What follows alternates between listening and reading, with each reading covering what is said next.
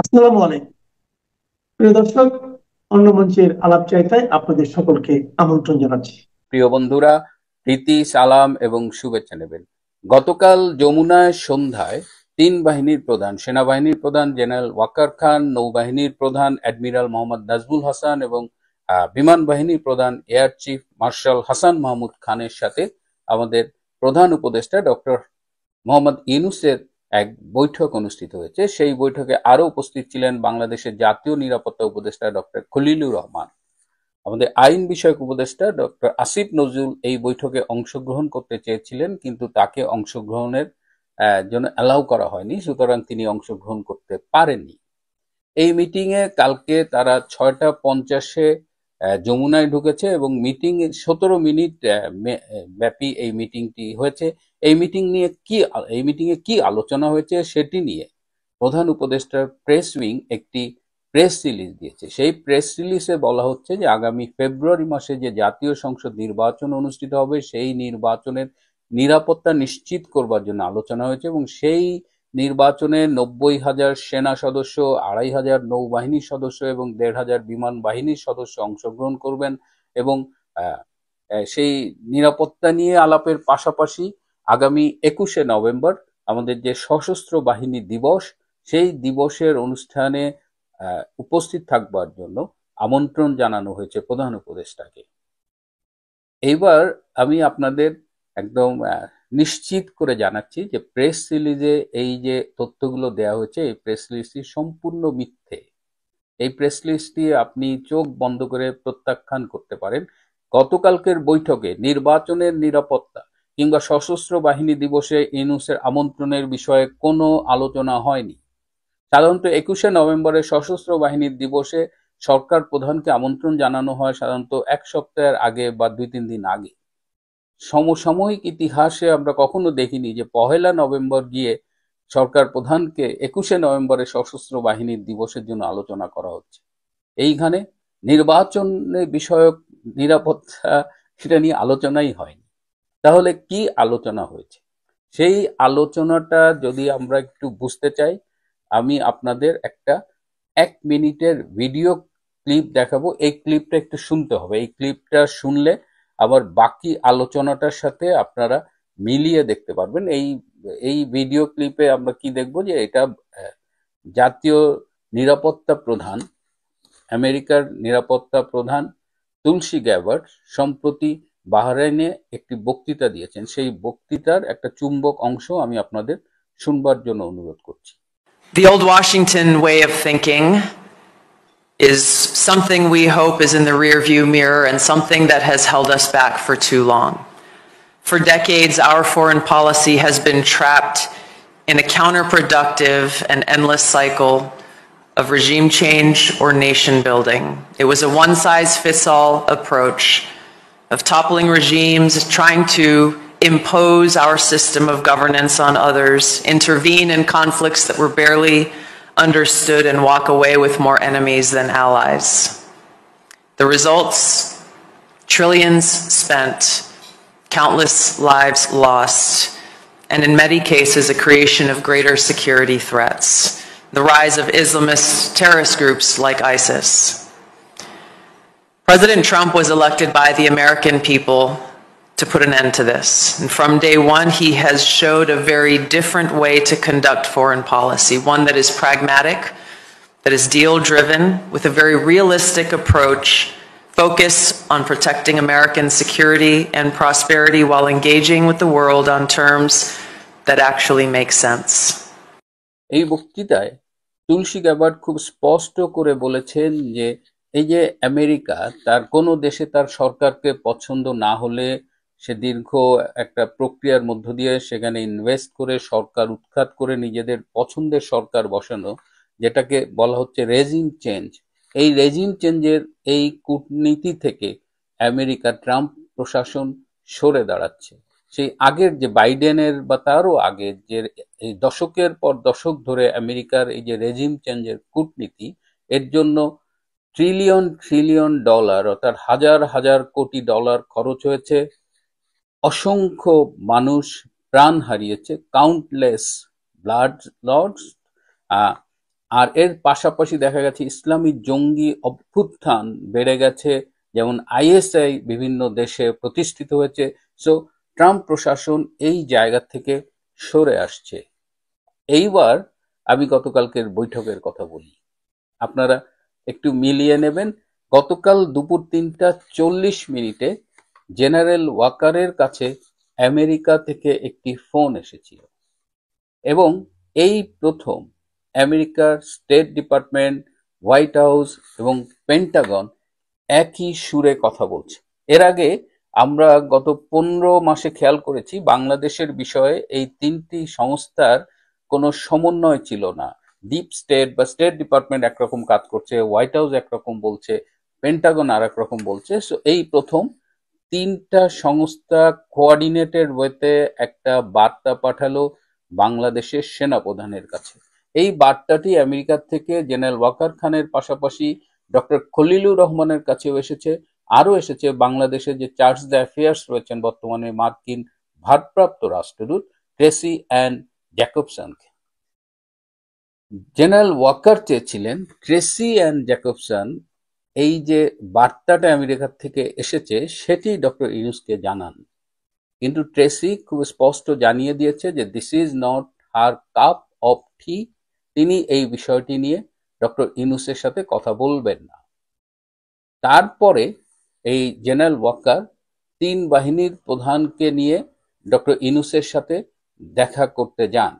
Doctor Yunus কিন্তু তাদের বৈঠকে ডাকেননি। গতকাল বিকেলে সন্ধ্যায় ডক্টর ইউনূসের আরো কিছু অ্যাপয়েন্টমেন্ট ছিল উপদেষ্টাদের সাথে, সেগুলো ক্যান্সেল করে এই তিনজনের সাথে বৈঠকটা অ্যারেঞ্জ করা হয় এবং এই সেনাপ্রধানই মূলত আর দুইজনকে নিয়ে যমুনায় যান। এবং যেহেতু ডক্টর খলিলও involve and he receive the same message, সেই জন্য তারা ডক্টর খলিলকেও এই বৈঠকে থাকবার জন্য অনুরোধ করেন। আদারওয়াইজ সেনাবাহিনীর সাথে ডক্টর খলিলের সম্পর্কটা খুব একটা উষ্ণ না এবং তারা নর্মাল পরিস্থিতিতে এইসব মিটিংয়ে সাধারণত জাতীয় নিরাপত্তা উপদেষ্টা ডক্টর খলিলকে রাখেন না। আপনারা নিশ্চয়ই বুঝতে পারছেন আমেরিকার থেকে কি বার্তা আমাদের সেনাপ্রধানের কাছে এসেছে। খুব স্পষ্টভাবে বাংলাদেশের ব্যাপারে আমেরিকার যে বর্তমান অবস্থান, এবং আমি কালকেও বলেছি যে পল কাপুর সম্প্রতি জয়েন করেছেন, ট্রাম্প প্রশাসন তার রেজিম চেঞ্জের কূটনীতি থেকে সরে এসেছেন।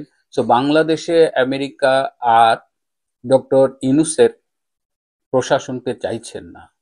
ষড়যন্ত্রের মাধ্যমে মার্কিন পৃষ্ঠপোষকতায় শেখ হাসিনার রেজিমকে ষড়যন্ত্রের মাধ্যমে সরিয়ে যে ইউনূস রেজিমকে আনা হয়েছিল, সেই ইউনূস রেজিমকে স্পষ্টভাবে আর চাইছেন না মার্কিন প্রশাসন। এই সংবাদটি গতকাল তারা সেনাপ্রধান ট্রেসি অ্যান জ্যাকবসন এবং ডক্টর খলিলকে স্পষ্টভাবে জানিয়ে দিয়েছে। এই খবরটি দেওয়ার জন্যই জেনারেল ওয়াকার খান তার আর দুই বাহিনী প্রধানকে নিয়ে যমুনায় গিয়েছিলেন এবং সেখানে ডক্টর ইউনূসকে এটি স্পষ্ট ভাষায় জানিয়ে দিয়েছেন। হোয়াট ডাজ ইট মিন? এর অর্থ হলো যে ডক্টর ইউনূসের বাংলাদেশে থাকার দিন শেষ হয়ে গেছে। আমি গতকালও বলেছি যে ক্ষণ গণনা শুরু হয়ে গেছে, সে চলে যাবে। তিনি চলে গেলে কি আর্মি টেক ওভার করবে? জেনারেল ওয়াকারের সেই সক্ষমতা নেই, সুতরাং মার্শাল ল আসার কোনো সম্ভাবনা নেই। হি হ্যাজ প্রুভেন দ্যাট এবং তিনি কালকে 3বার বলেছেন ডক্টর ইউনূসকে যে sir I am under pressure pressure pressure, এবং তার উপরে ভীষণভাবে আন্তর্জাতিক চাপ সৃষ্টি হয়েছে যেন বাংলাদেশে ডক্টর ইউনূসকে সরিয়ে পরবর্তীতে, যেটি আমার ধারণা যে ডক্টর ইউনূস চলে গেলে সম্ভবত একটি কেয়ারটেকার গভর্নমেন্টের অধীনে নির্বাচন হবে, এই জায়গাটুকু আমি আমার অনুমান থেকে বলছি। তো এই জায়গায় ডক্টর জেনারেল ওয়াকার খান, ডক্টর ইউনূস চলে যাবে কিন্তু জেনারেল ওয়াকার, আপনারা জানেন যে তার ভেতরে একটা জামাতি আছে, তিনি জামাতের একজন নিবেদিত সদস্য বা এখন বলা যায় যে একেবারে ক্যাডার পর্যায়ের লোক। সো কালকের মিটিংয়ে আপনারা যদি দেখেন জেনারেল ওয়াকারের বডি ল্যাঙ্গুয়েজ, তার মুখের ছবিটা যদি দেখেন যে তিনি আসলে খুব ভালো নেই। কালকে আরো একটা কথা বলা হয়েছে যে আপনারা জানেন যে ভারত তার কিছু সামরিক মহড়ার কারণে এই আরব সাগর, বঙ্গোপসাগর, নর্থ ইস্ট ইন্ডিয়া, এই একটা বিস্তীর্ণ এলাকা জুড়ে নোটাম জারি করেছে, অর্থাৎ সেই আকাশপথ ওই সময়টা বন্ধ থাকবে। এই আকাশপথ বন্ধ থাকার সময়ে বাংলাদেশের করণীয় কি হবে, এটাও এই বাহিনী প্রধানরা ডক্টর ইউনূসের কাছে জানতে চেয়েছেন। ডক্টর ইউনূসকে আরো বলা হয়েছে যে তার বিভিন্ন বক্তব্যে তিনি যেভাবে ভারতকে হোস্টাইল করেছেন, নর্থ ইস্ট নিয়ে যেসব কথা বলেছেন, তাতে ভারতকে তিনি শত্রু বানিয়েছেন।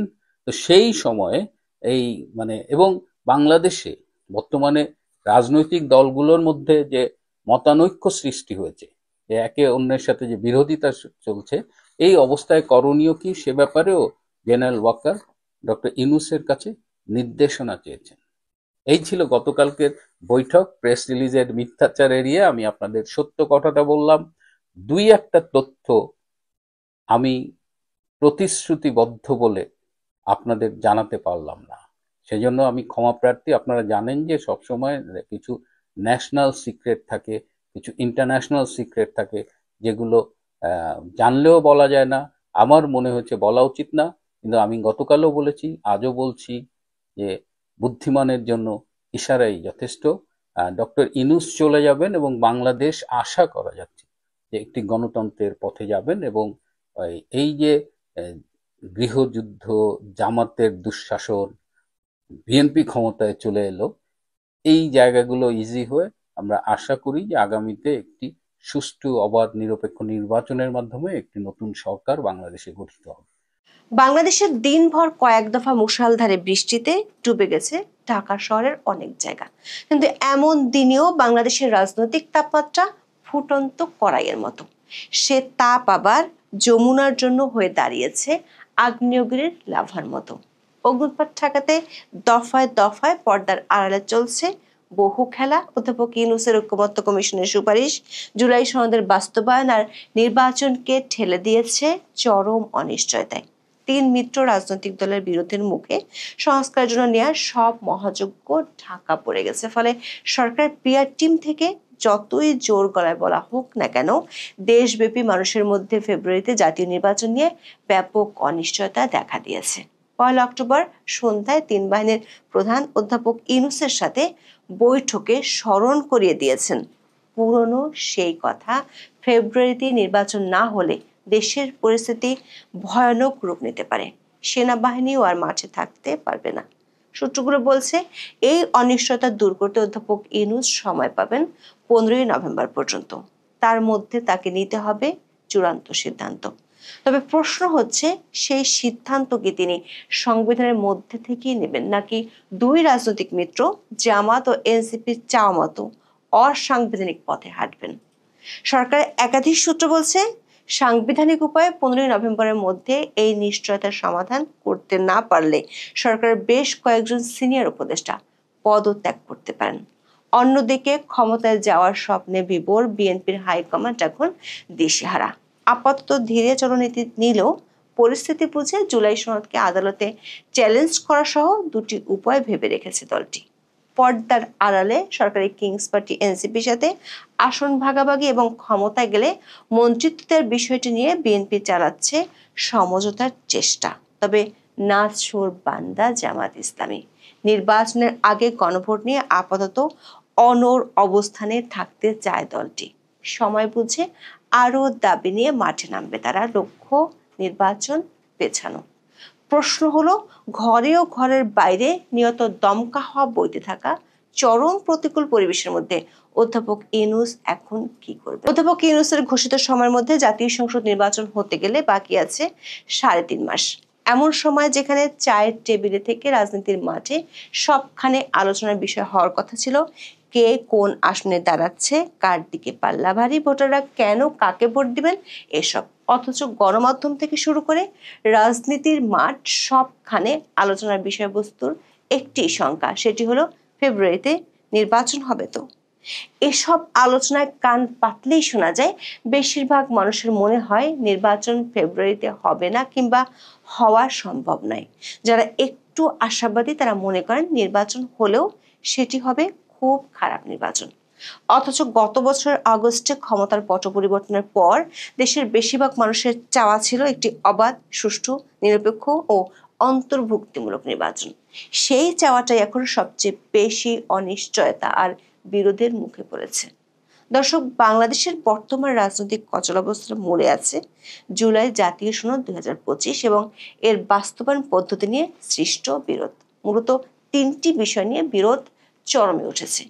এক, গণভোট জাতীয় নির্বাচনের আগে নাকি একই দিনে হবে। দুই, রাজনৈতিক দলগুলোর সাথে আলোচনা করে সিদ্ধান্ত নেওয়ার পরেও জুলাই সনদে নোট অফ ডিসেন্টের বিষয়গুলো গায়েব করে দেওয়া।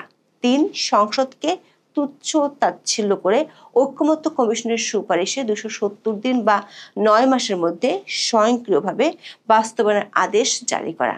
সাথে আছে জুলাই সনদ বাস্তবায়ন আদেশে কে স্বাক্ষর করবেন, রাষ্ট্রপতি নাকি প্রধান উপদেষ্টা। নোট অফ ডিসেন্ট গায়েব হয়ে যাওয়াকে বিএনপি বলছে প্রতারণা। গণভোট নিয়ে জামাত ইসলামীও তাদের অনুসারীরা বলছে নভেম্বরে গণভোট হতে হবে। অন্যদিকে বিএনপিও তাদের অনুসারীদের দাবি সংসদ নির্বাচনের আগে গণভোট হতে পারবে না। দর্শক, জাতীয় ঐকমত্য কমিশন দুই বিকল্প প্রস্তাবই সরকারের কাছে পেশ করেছে। সমস্যা হলো, যিনি সরকার প্রধান তিনি ঐকমত্য কমিশনের প্রধান। স্বাভাবিকভাবে প্রশ্ন আসে, কে কার কাছে প্রস্তাব পেশ করেছেন। প্রথম আলোর প্রতিবেদনে বলা হয়েছে, রাজনৈতিক দলগুলোর মধ্যে তীব্র অনৈক্যের কারণে জুলাই জাতীয় সনদ বা সংস্কার প্রস্তাব বাস্তবায়নের দুরূহ চ্যালেঞ্জ দেখছে সরকার। তবে গণভোট সহ সনদ বাস্তবায়নের বিষয়ে দ্রুত সিদ্ধান্ত নেবে সরকার। সরকার একাধিক সূত্র বলছে, সনদ বাস্তবায়ন, গণভোট ও নির্বাচন নিয়ে যে শঙ্কা দেখা দিয়েছে তাতে সবচেয়ে বেশি বিচলিত সরকারের বেশ কয়েকজন সিনিয়র উপদেষ্টা। তারা অধ্যাপক ইউনূসকে জানিয়ে দিয়েছেন 15 নভেম্বরের মধ্যে তাকে চূড়ান্ত সিদ্ধান্ত জানিয়ে দিতে হবে, না হলে বেশ কয়েকজন উপদেষ্টা পদত্যাগের সিদ্ধান্ত নিয়ে রেখেছেন। এক্ষেত্রে অধ্যাপক ইউনূস তার 3 রাজনৈতিক মিত্রকে সমানভাবে খুশি করার মতো সিদ্ধান্ত নিতে পারেন। প্রথমত, বিএনপিকে খুশি করার জন্য গণভোট ও জাতীয় সংসদ নির্বাচন একই দিনে হওয়ার ঘোষণা দিতে পারেন। আবার জামাত এনসিপিকে খুশি করার জন্য স্বয়ংক্রিয়ভাবে 9 মাসের মধ্যে ঐকমত্য কমিশনের সুপারিশ বজায় রাখার ঘোষণা দিতে পারেন। সেটি হলে বিএনপি ও এনসিপি মেনে নেওয়ার সম্ভাবনাই বেশি, কারণ এরই মধ্যে পর্দার আড়ালে বিএনপি সরকারি কিংস পার্টি এনসিপির সাথে সমঝোতার চেষ্টা চালিয়ে যাচ্ছে। ইতিমধ্যে এনসিপিকে 20টি আসনে ছাড় দেওয়ার প্রস্তাব দিয়েছে। বিএনপি সরকার গঠন করলে এনসিপি কমপক্ষে 3টি মন্ত্রিত্বও চায়। বিএনপি সূত্রগুলো বলছে, শেষ পর্যন্ত এই প্রস্তাবে বিএনপি রাজি হয়ে যাবে। তবে জামাতের সূত্রগুলো বলছে, নির্বাচনের আগে গণভোটের ইস্যুতে এখন তাদের আর পেছানোর উপায় নেই। পেছালে সেটি রাজনৈতিক দিক থেকে বড় পরাজয় হয়ে যাবে। এমন ত্রিশঙ্কুল অবস্থার মধ্যে 1 নভেম্বর সন্ধ্যায় 3 বাহিনীর প্রধান হঠাৎ করে সাক্ষাৎ করেন অধ্যাপক ইউনূসের সাথে। প্রধান উপদেষ্টার দপ্তরের বিবৃতি অনুযায়ী শনিবার সন্ধ্যা 7টায় সেনাবাহিনী প্রধান জেনারেল ওয়াকারুজ্জামান, নৌবাহিনী প্রধান অ্যাডমিরাল মোহাম্মদ নাজমুল হাসান, বিমান বাহিনী প্রধান air chief marshal Hasan Mahmud Khan রাষ্ট্রীয় অতিথি ভবন যমুনায় প্রধান উপদেষ্টার সঙ্গে সাক্ষাৎ করেন। বিবৃতিতে বলা হয়, আগামী ফেব্রুয়ারির প্রথমার্ধে অনুষ্ঠিতব্য ত্রয়োদশ জাতীয় সংসদ নির্বাচনে যেন নিশ্চিত নিরাপত্তা বজায় থাকে এবং নির্বাচন যেন শান্তিপূর্ণভাবে অনুষ্ঠিত হয় সে বিষয়ে সব ধরনের প্রস্তুতি নিতে 3 বাহিনীর প্রধানকে প্রয়োজনীয় নির্দেশনা দিয়েছেন প্রধান উপদেষ্টা প্রফেসর মোহাম্মদ ইউনূস। সূত্রগুলো বলছে, বৈঠকে 3 বাহিনীর পক্ষ থেকে দেশের বর্তমান রাজনৈতিক অচল অবস্থা নিয়ে শঙ্কার কথা তুলে ধরা হয়। প্রধান উপদেষ্টাকে সংবিধানের মধ্য থেকে সমস্যা সমাধানের কথা বলেন 3 বাহিনীর প্রধান।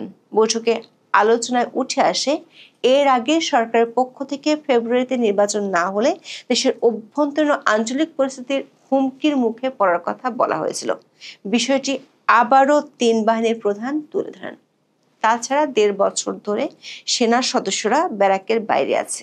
ফেব্রুয়ারির পর বিষয়টি আর সম্ভব নাও হতে পারে। বিশেষ করে আরাকান আর্মি সহ বেশ কিছু সশস্ত্র গোষ্ঠীর তৎপরতা বাড়ছে সীমান্তে। তাই যতটা সম্ভব দ্রুত সেনাবাহিনীকে ব্যারাকে ফিরিয়ে নিয়ে যেতে চান সেনাপ্রধান জেনারেল ওয়াকারুজ্জামান। বৈঠকে 1 অক্টোবর ভোলায় বিএনপি ও বিজেপির মধ্যে সংঘাতের বিষয়টি তুলে ধরে সামনে এর চেয়ে খারাপ পরিস্থিতির আশঙ্কা করা হয়। দর্শক, রাজনৈতিক দলগুলোকে জুলাই সনদের পক্ষে এনে সরকার যতটুকু বাহবা পেয়েছিল তার বেশি সমালোচিত হয়েছে আইনি ভিত্তি দিতে গিয়ে। প্রশ্ন দেখা দিয়েছে, জুলাই সনদ বাস্তবায়নে আদেশে স্বাক্ষর করবেন কে, রাষ্ট্রপতি নাকি প্রধান উপদেষ্টা। সরকার সংশ্লিষ্ট একাধিক পক্ষ থেকে বলা হয়েছে, অসাংবিধানিক কিছু করা হলে সেটি বিপদ বাড়াতে পারে। 270 দিন বা 9 মাসের মধ্যে স্বয়ংক্রিয়ভাবে জুলাই সনদ পাশ হওয়ার বিধানটি অসাংবিধানিক। এটি থাকলে রাষ্ট্রপতি মোহাম্মদ শাহাবুদ্দিন জুলাই সনদে স্বাক্ষর নাও দিতে পারেন, এমন তথ্য আছে সরকারের কাছে। আবার সরকারের উপর চাপ বাড়াতে বিষয়টি নিয়ে বিএনপি আদালতে যাওয়ার চিন্তাও করে রেখেছে। বিএনপিপন্থী আইনজীবীরা এরই মধ্যে জুলাই সনদকে আইনিভাবে চ্যালেঞ্জ করার মতো কমপক্ষে 4টি পয়েন্ট চিহ্নিত করে রেখেছে, যেগুলো আদালত ও সংসদের সাংবিধানিক ক্ষমতাকে সুপারসিড করে। দর্শক, একদিকে অধ্যাপক ইউনূসের সিনিয়র উপদেষ্টারা হতাশ, অন্যদিকে মিত্ররা মুখোমুখি অবস্থানে। আবার নিরাপত্তার শঙ্কার কথা সরকারকে জানিয়েছে সংশ্লিষ্ট বাহিনীগুলো। এমন পরিস্থিতিতে অধ্যাপক ইউনূস আগামী 15 নভেম্বরের মধ্যে কি সিদ্ধান্ত নেবেন? তিনি যদি বিবাদমান দুই পক্ষকে খুশি রাখতে চান, তাহলে তাকে অসাংবিধানিক পথে হাঁটতে হবে। সেক্ষেত্রে আরো বড় চাপের মুখে পড়তে পারেন তিনি, এমন আশঙ্কা তার ঘনিষ্ঠ মিত্রদের। সেটি হলে ফেব্রুয়ারিতে নির্বাচনের স্বপ্ন আরো ফিকে হয়ে যাবে। যে 17 জন গোয়েন্দা কর্মকর্তা, বিদেশি গোয়েন্দা কর্মকর্তা নিহত হয়েছে, তাও আবার বাংলাদেশে। তার মধ্যে একজনেরটা আপনারা হয়তো সবাই জানেন, যেটা ওই যে আমেরিকান এক কর্নেল, যিনি মারা গিয়েছিলেন বাংলাদেশ ওয়েস্টিন হোটেলের ভেতরে, 5 স্টার হোটেলের ভেতরে নিজ রুমেই উনি মারা গিয়েছিলেন। তিনি ছিলেন কর্নেল পদমর্যাদার টেরেন্স জ্যাকসন। উনি একজন প্যারাট্রুপার গোয়েন্দা, সেনা গোয়েন্দা কর্মকর্তা। আসলে ওনার সাথে সেই একই দিনে আরো 3টি লাশ ঢাকা শহরে উদ্ধার হয়েছিল। তার মধ্যে একজনকে পাওয়া গিয়েছিল সুইমিং পুলের ভেতরে, আরো একজনকে হোটেল রুমের ভেতরেই, এবং এগুলো খুব সংগোপনে আমেরিকান এম্বাসি, পাকিস্তান এম্বাসি তারা এই লাশগুলোকে নিয়ে যান। কিন্তু গত 2 মাসে ইন টোটাল 17 জন নিহত হয়েছে। তার মধ্যে কক্সবাজারে আমেরিকান আরো 4 জন, যেটা সেন্ট মার্টিনে 1 জন, 3 জন সম্ভবত কক্সবাজারের কোন একটা হোটেলে, এবং চিটং শহরের ভেতরে শহরের হোটেলে পাওয়া গিয়েছিল 2 জন রেডিসন ব্লুতে, এবং 1 জন অন্য কোনো একটা হোটেলে, আর বাকি সব গিয়েছিল আপনার ঢাকা শহরের ভেতরে। এবং এই যে 17 জনের মধ্যে 5 জন ছিলেন আমেরিকান সামরিক গোয়েন্দা কর্মকর্তা, এবং সবাই প্যারাট্রুপার ছিল। মানে এরা খুব এক্সক্লুসিভ গোয়েন্দা কর্মকর্তা বলতে পারেন আপনারা, যে খুব চৌকস গোয়েন্দা কর্মকর্তা। এছাড়া পাকিস্তানের ছিল 7 জন এবং টার্কির ছিল 5 জন। এবং এগুলা এত সংগোপনে নিয়ে যাওয়া হয়েছিল গত 2 মাসে এই লাশগুলো, যে 2টার খবর ছাড়া বাকি কারো খবর আপনার কোন সংবাদ মাধ্যম বা গণমাধ্যমে আসেনি, তবে গোয়েন্দা কর্মকর্তারা এটা জানেন। এবং বর্তমানে বাংলাদেশের যে ইন্টারিম গভর্নমেন্ট বা নুনুসিও গভর্নমেন্ট চলছে, তাদের স্বরাষ্ট্র মন্ত্রণালয় এবং আপনার নিরাপত্তা উপদেষ্টাও বলছেন যে ওনারা বাংলাদেশের ভেতরে কি ঘটছে বা কি না ঘটছে, গোয়েন্দাদের গত 3 মাস ধরে গোয়েন্দা কর্মকর্তাদের কোনো রিপোর্টও, যেটা মানে প্রতিদিন, সাপ্তাহিক, মাসিক এভাবে আসে, কোনো রিপোর্ট নাকি 3 মাস ধরে ওনারা পাচ্ছেন না। ওনারা জানেনই না আসলে বাংলাদেশ কি খুব শান্তিতে নাকি অশান্তিতে আছেন, এটাও নাকি ওনারা জানেন না। এটা হচ্ছে যে আপনার আমাদের যে নিরাপত্তা উপদেষ্টা, ওনার নিজের ভাষ্য, এবং এটা উনি যেখানে বলেছেন সেখান থেকে খবরটা পেয়েছি, এবং এটা খুব রিলায়েবল সোর্স থেকে পেয়েছি। তো আসলে সে 17 কর্মকর্তা যারা মারা গেলেন, আপনাদের নির্ঘাত মনে আছে 2016 সালে, মানে 2016 সালে যখন আপনার ইউক্রেন রাশিয়ার যুদ্ধ হয়, তখন পৃথিবীর বিভিন্ন দেশে বিভিন্ন গোয়েন্দা কর্মকর্তাদেরকে মৃত পাওয়া যাচ্ছিল। কেউ পার্কে, কেউ বাসের ভেতরে, কেউ আপনার ঘরের ভেতরে, কে কিভাবে মারা যাচ্ছিল কেউ জানে না। তবে ওই সময়কার যেই মেডিসিনটার কথা সবচেয়ে বেশি প্রকাশ পেয়েছিল, সেই মেডিসিনটার কার্যকারিতা এবং বিষয়টা নিয়ে আমি আপনাদেরকে একটু পড়ে জানাচ্ছি, কারণ এটা এই আর্টিকেলটা ছোট্ট একটা আর্টিকেল, কিন্তু একটু পড়ে জানাচ্ছি। এটা গুগল করলে আপনারাও পেয়ে যাবেন। আমি আপনাদেরকে এটার ছবিটা পরিপূর্ণ দিয়ে দিব। এই ছবিটা দেখে এবং ইয়েগুলো করলে আপনারা পেয়ে যাবেন। এটা ছিল যে আপনার পোলোনিয়াম 210, পোলোনিয়াম 210, এই পোলোনিয়াম 210 এইটা কিন্তু হত্যাকাণ্ডের জন্য প্রথমে ব্রিটেন আবিষ্কার করা, যে এই বিষটা দিয়েই আপনার রাশিয়ার রাষ্ট্রীয় এজেন্স বা কেজিবি বা এখন যেটাকে এফএসবি বলা হয়, তারাই করেছিল 2006 সালে লন্ডনে আলেকজান্ডার নিডভেলক নামক এক ব্যক্তিকে, এটা রাশিয়ান এক গোয়েন্দা কর্মকর্তা, কেজিবি ছিল, কেজিবি ছেড়ে দিয়ে পরে চলে আসছে, পরে তাকে এই বিষ প্রয়োগে মারা হয়েছিল। এবং এটাতে নাকি রাশিয়ান যে সরকার আছে তারাও জড়িত ছিল। এবং এই বিষটা, এই যে পোলোনিয়াম 210, এটা এমন এক জাতের তরল পদার্থ যেটা রক্তে যাওয়ার সাথে সাথে, মানে শরীরে যাওয়ার সাথে সাথে কয়েক মিলি সেকেন্ডের ভেতরে আপনার কাম খালাস। এবং কেউ বলতে পারেন এটা হার্টকে এতভাবে আপনার এক্সপ্লান্ট করে বা বাড়ায় ফেলে যে হার্ট অ্যাটাক করে মারা যায় কয়েক মিলি সেকেন্ড, তবে 1 সেকেন্ড কয়েক মিলি সেকেন্ডের ভেতরে ভাই সাহ উপর মে চলা যেতে হয়। এই বিষই নাকি প্রয়োগ করা হয়েছে এই 17 জন। কারণ যেই ভদ্রলোককে আপনারা, যে কর্নেল টেরেন্স জ্যাকবকে যাকে হোটেলে পাওয়া গিয়েছিল, যেটা আমাদের পত্র পত্রিকায় আসছে, তাকে বলা হয়েছে যে হার্ট অ্যাটাক, কোনো ইয়ে নাই, কোনো ক্যামেরা নাই, কিচ্ছু নাই, সে মারা গেছে। আবার যেটা আপনার অন্য হোটেলের সুইমিং পুলের ভিতরে পাওয়া গিয়েছিল, মানে সুইমিং পুলে গোসল করতে যেয়ে এসে পড়ে আছে, এই ধরনের লাশের ইয়ে, তখন দুই একটা গণমাধ্যম আসছে, সবগুলোতে আসলে সেটাও সেম কাহিনী হয়েছে। আর বাকি যারা মারা গেছে সকলেরই সেম কাহিনী, কিন্তু কোনোটাই আর সংবাদ মাধ্যমে আসে নাই। এটা আমাদের দেশের সরকারও চায় নাই বাংলা পাবলিকে জানানোর, বা আমেরিকা, পাকিস্তান এবং টার্কির লোকজনও চায় না যে এটা কেউ জানুক। কারণ এরকম গোয়েন্দা কর্মকর্তারা যখনই মারা যায় এটা খুব গোপনে রাখা হয়, এবং এটা লাশ দাফন বা লাশ দিয়ে দেওয়ার পর, দাফন কামানোর পরে এটাকে বলা হয় যে এটা অমীমাংসিত বলে এইভাবে রেখে আপনার ফাইল ক্লোজ করা হয়। এই গোয়েন্দা কর্মকর্তাগুলো মারা যাওয়ার পর আপনি একটা জিনিস দেখেন যে গত 2 মাসের ভিতরে এই ঘটনা হলো। হঠাৎ করে গত 3 দিন আগে আমেরিকা এবং ইন্ডিয়া নিরাপত্তা চুক্তি স্বাক্ষর করলো, যেখানে ইন্ডিয়ার সাথে আমেরিকার একটা বৈরী সম্পর্ক, ট্যাক্স ম্যাক্স নিয়া, ওদের পণ্য নিয়া, এটা অবস্থা খুব খারাপ। এই অবস্থায় আবার তাদের মধ্যে একটা নিরাপত্তা চুক্তি স্বাক্ষর হলো।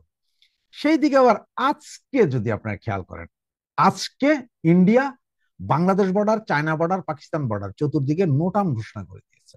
তার মানে নো টার্ম মানে হচ্ছে যে কোনো ফ্লাইট চলাচল করবে না, যাত্রীবাহী কোনো বিমান, যাত্রীবাহী না কোনো বিমানই চলাচল করতে পারবে না।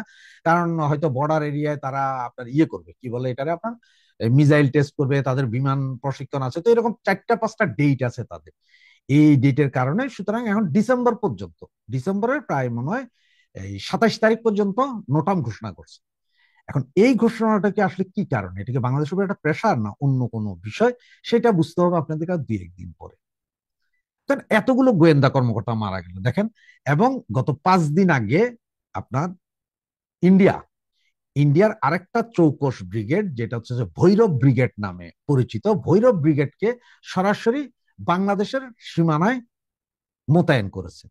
এবং পাকিস্তান সীমানায় তাদের আগেরই 20,000 সোলজার আছে, সেটা অন্য কথা, সেটা নিয়ে আমাদের কোনো মাথা ব্যথা নাই। পাকিস্তান ইন্ডিয়া কি করতেছে না করতে, কে কারে মারতেছে, সেটা আমাদের জানার কোনো যুক্তিগত নেই, দরকারও নেই।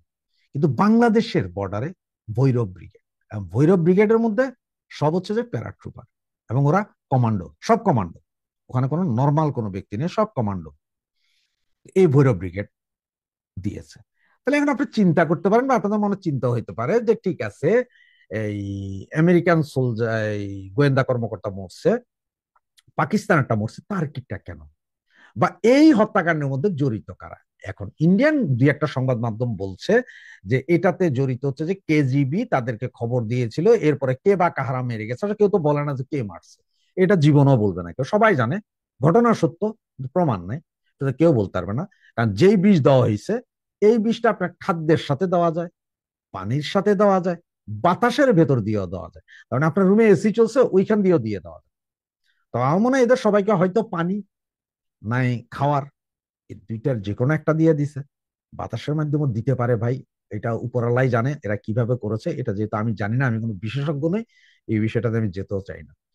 তাহলে এই বিষক্রিয়ায় সকলে মারা যায়, এবং সকলের লাশই নিয়ে যাওয়া হয়, কোনো পোস্টমর্টম বাংলাদেশে হয় না। বাংলাদেশ সরকারও জানে, আবার আমেরিকান, পাকিস্তানি এবং টার্কিও জানে। এখন কথা হচ্ছে যে রাশিয়ার সাথে আপনার আমেরিকার দুশ্মনী আছে, সেখানে তারা এদের মারতে পারে, রয়ের সাথে যেহেতু পাকিস্তানের আছে, পাকিস্তানকে মারতে পারে, তাহলে তার্কিরে মারলো কারা? এটা হচ্ছে সবচেয়ে বড় কথা। তাহলে এইখানে একটা ডট আপনার মিলান। সেখানে হচ্ছে যে আপনারা জানেন যে ইসরায়েল এবং প্যালেস্তাইনের যে যুদ্ধ হয়েছিল হামাসের সাথে আইডিএফ এর, ইসরায়েলের, সেই যুদ্ধ মোটামুটি এক পর্যায়ে যায় গত মানে সপ্তাহ 15 দিন আগে স্থগিত হয়েছিল, মানে অস্ত্র বিরতি হয়েছিল, যে কোনো পক্ষে যুদ্ধ করবে না। এরই মধ্যে একটা খবর আন্তর্জাতিক মিডিয়া আসছে, বাংলাদেশের মিডিয়া আসছে কিনা জানি না, আমি সিএনএন এবং ফ্রেঞ্চ 24, জার্মান নিউজগুলোতে দেখেছিলাম যে প্রচুর সংখ্যক আপনার হামাসের যোদ্ধা, কর্মকর্তা, ওরা এখন পাকিস্তানে ঘাঁটি গেড়েছে। এখন ঘটনা হচ্ছে পাকিস্তানে যে ঘাঁটি গেড়েছে এইটা ইসরায়েল জানে, এবং ইসরায়েল যার কারণে পাকিস্তানের উপর একটা অ্যাটাক করার জন্য তারা চেষ্টা করতে, এবং যে কোনো মুহূর্তে করবে বলে তারা ডিক্লারও দিয়ে রেখেছে যে পাকিস্তানকে অ্যাটাক করবে এবার, কারণ তারা জানে যে হামাস এখন পাকিস্তানে আছে। এবং আপনার গত 10 থেকে 12 দিন আগে আরেকটা জায়গায় খবর পেয়েছিলাম যে হামাসের কিছু লিডার নাকি আবার বাংলাদেশেও ঢুকেছে, মানে বাংলাদেশও আছে, তারা পাকিস্তান এম্বাসির মাধ্যমে বাংলাদেশ আছে এবং পাকিস্তান এম্বাসি তাদেরকে হেল্প করতেছে। এদিকে বাংলাদেশের সাথে একটা চুক্তি অলরেডি হয়েছে যে পাকিস্তানের সামরিক গোয়েন্দা কর্মকর্তারা বাংলাদেশে একটা অফিস করবে, যেটা 54 বছরে পারেনি, সেটা অফিস করবে, এবং এই অফিসে তাদের গোয়েন্দা কর্মকর্তা থাকবে। তাই তাদের গোয়েন্দা কর্মকর্তা থাকবে নাকি হামাস লিডাররা থাকবে, সেই কারণে নাকি মোসাদ এখন বাংলাদেশে আছে। তাহলে আপনারা দেখেন যে আমেরিকা আছে, চায়না আছে, রাশিয়া আছে, ইন্ডিয়া আছে, ইসরায়েলের মোসাদ আছে, ওইদিকে টার্কির গোয়েন্দা সংস্থাও আছে, মানে সারা বিশ্বের গোয়েন্দা সংস্থা সব এখন ঢাকা কেন্দ্র আর বাংলাদেশ কেন্দ্র। এদিকে যেহেতু আমেরিকার সাথে ইন্ডিয়ার একটা চুক্তি হয়ে গেছে, আপনার সামরিক চুক্তি হইল, যে নিরাপত্তা চুক্তি, সেই দিকে আবার ইসরায়েলি প্রধানমন্ত্রী, প্রেসিডেন্ট সহ আরো 6 জন উচ্চপদস্থ কর্মকর্তা ডিসেম্বরের ভেতরে একের পর একের আসবেন, এখানেও কিছু চুক্তি হবে। তো এই চুক্তি হলে, ইন্ডিয়ার সাথে ইসরায়েলের যদি চুক্তি হয়, তাহলে ইসরায়েলের স্বার্থ আছে কার সাথে? হামাস ধ্বংস করতে হবে। তাহলে হামাস আছে কোথায়? পাকিস্তানে। আবার কেউ কেউ বলতেছে হামাস আছে কোথায়? কিছু কিছু বাংলাদেশ, সব না, 2-1-10 জন আছে। ইন্ডিয়ার পেস্কিটা কার সাথে? পাকিস্তানের সাথে। তাহলে আপনার ইসরায়েলের মোসাদ আর র এক হয়ে গেল। আবার ইন্ডিয়ার সাথে খুব ভালো বন্ধুত্ব হচ্ছে কার? আপনার ইসরায়েলের। ইন্ডিয়ার সাথে ইসরায়েলের বন্ধুত্ব, ইসরায়েলের আবার ইন্ডিয়ার সাথে রাশিয়ারও প্রচুর প্রচন্ড বন্ধুত্ব। কেজিবি এখানে আছে, সেই কেজিবির থেকে খবরাখবর ইন্ডিয়ার রয়ের কাছে যাবে, রয়ের থেকে আপনার মোসাদের কাছে যাবে। এই একটা হুলস্থুল কাণ্ডের ভেতরে পড়ে গেল কারা? আমাদের বাংলাদেশ। একদিকে বর্ডারে তাদের সামরিক শক্তি বৃদ্ধি ইন্ডিয়ার, অন্যদিকে পুরো আকাশ সীমা বন্ধ এই মুহূর্তে, আজকে থেকে নোটাম জারি হয়েছে, কিন্তু আজকে থেকে আকাশ সীমা। এখন আসলে কোনটা বাংলাদেশ নিয়ে আসলে হচ্ছেটা কি, এবং বাংলাদেশের ভবিষ্যৎটা কি, বাংলাদেশে কি কি ঘটতে যাচ্ছে, আমরা আগামী আর 20-25 দিনের ভিতরে আরো কি কি দেখবো। এদিকে শুনছি যে এই মাসের ভিতরে আরো অনেক লঙ্কা কাণ্ড ঘটবে, যেগুলো হয়তো আপনারা কেউ কল্পনাও করতে পারছি না, বা কেউ জানতেও ছি না, বুঝতেও ছি না। সরকারের ভেতরেও একটা প্রচন্ড আপনার আতঙ্ক। সরকার এবং বাংলাদেশে এখন যেই সব রাজনৈতিক দল রয়েছে, বিএনপি বলেন, জামাত বলেন, সবার ভিতরে একটা আতঙ্ক বিরাজ করছে। তার উপরে সারা দুনিয়ার সমস্ত গোয়েন্দা কর্মকর্তারা একজন আরেকজনকে ঢাকা শহরে মাইরা কাত করে দিচ্ছে। আপনারা হয়তো স্মরণ থাকতে পারে, গত 1-1.5 বছর যাবৎ পাকিস্তানের বিভিন্ন লোকজন, মানে যারা ওই যে মৌলবাদী সংগঠনগুলোর নেতা, বড় বড় নেতা, এরা কেউ পার্কে গুলি খেয়ে মরছে, কেউ বারে মরছে, কেউ হোটেলে মরছে, কেউ মসজিদ থেকে বাইরে হওয়ার সময় মরছে। কে মারছে, কারা মারছে কেউ জানে না। মোটরসাইকেল আসছে, বিমান আসছে, দুম করে মারছে, চলে গেছে। কারা করতেছে কেউ জানে না। সুতরাং সেম ঘটনা আবার বাংলাদেশেও ঘটছে। সুতরাং আসলে যে এখন কি ঘটছে সেটা দিকে দৃষ্টি রাখুন। এবং আপনাদের যেটা বললাম, 17 জন বিদেশি গোয়েন্দা কর্মকর্তা, 7 জন পাকিস্তানি, 5 জন আমেরিকান, 5 জন টার্কিশ মারা গেছে। এবং যতটুকু খবর পেলাম যে আমাদের মাননীয় প্রধানমন্ত্রী শেখ হাসিনার টাইমে যে TB2 ড্রোনের জন্য অর্ডার দেওয়া হয়েছিল, যেটার টাকা পয়সা পরিশোধ হয়ে গেছিল, সেই TB2 ড্রোনের নাকি 2টা ড্রোন সম্ভবত যমুনা পাহারা দেওয়ার জন্য। আমি জানি না যমুনাটা কত বড়, কতটুকু জায়গা আছে। আর TB2 ড্রোন অবশ্য বিমানের মতো না, এগুলা ছোটখাটো হেলিকপ্টারের চেয়ে ছোট, ফকার বিমানের অর্ধেক, একটা ফকার বিমানের অর্ধেক বা হেলিকপ্টারের অর্ধেক বলতে পারেন। তো এগুলো ছাদে রাখা সম্ভব, যে কোনো ছাদে, বিল্ডিং এর ছাদে রাখা সম্ভব। এখন এটাও শুনলাম যে 2টা TB2 ড্রোন নাকি আছে আপনার যমুনাতে, যমুনাকে নিরাপত্তা দেওয়ার জন্য। সুতরাং আমরা দেখতে থাকি যে আরো কি কি হয়। তবে এই যে সরকারের মধ্যে যে এই পরিস্থিতিটা আছে, যে ভয়ানক ভীতি আছে, সেই বিষয়ে আপনাদেরকে কালকে আমি একটা ভিডিওর মাধ্যমে বিষয়টা পুরোটা খোলাসা করে দিব, খোলাসা করে বলবো। সেই পর্যন্ত আপনাদের কাছ থেকে বিদায় নিচ্ছি।